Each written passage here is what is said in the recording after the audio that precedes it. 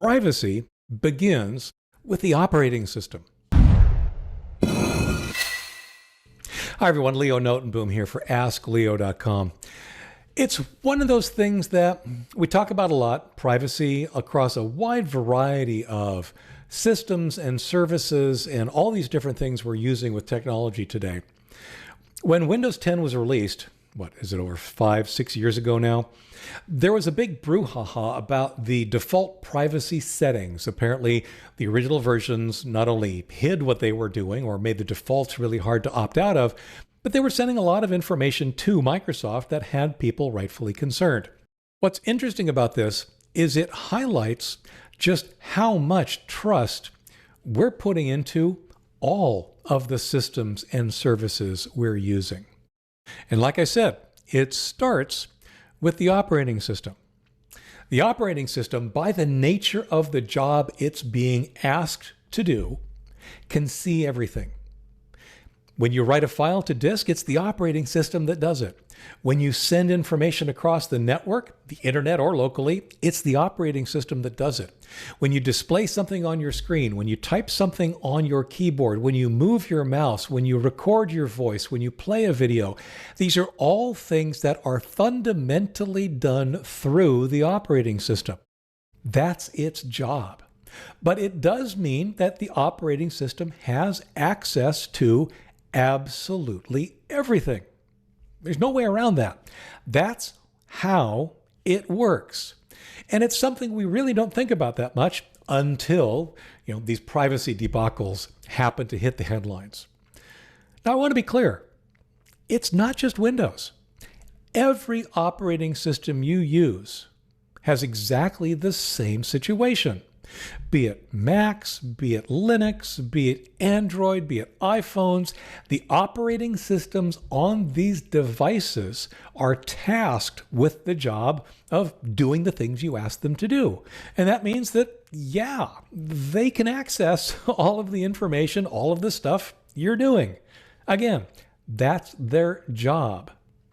Now, one of the, I'll call it an extremely frustrating aspect of my job, is that I will often hear from people who are upset, be it at Microsoft or Apple or Google or somebody, because of some privacy-related issue. They will claim that these organizations are evil, that they're conspirators, that they're doing all sorts of things. I'm not even going to debate that.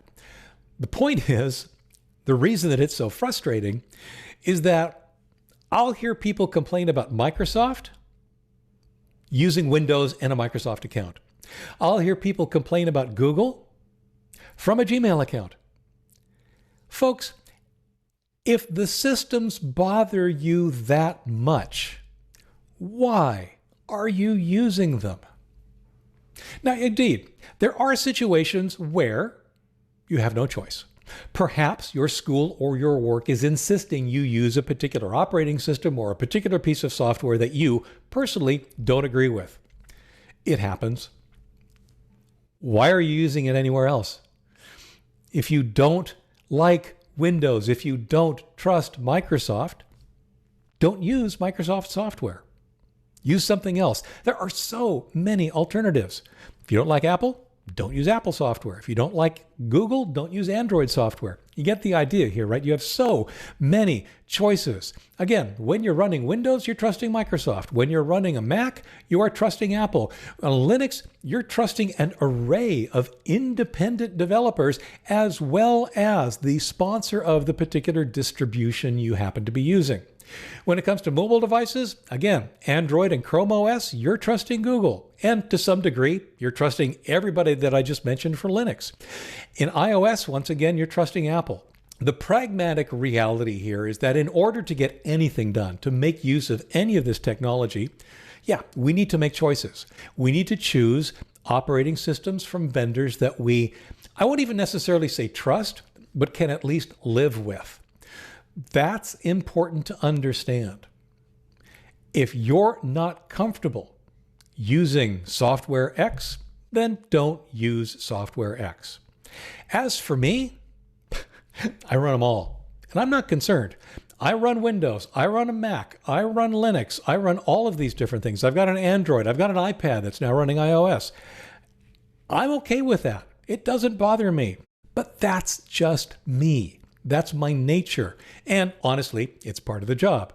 If you feel otherwise, behave otherwise, regardless of who you do or do not trust. Understand what is and is not possible.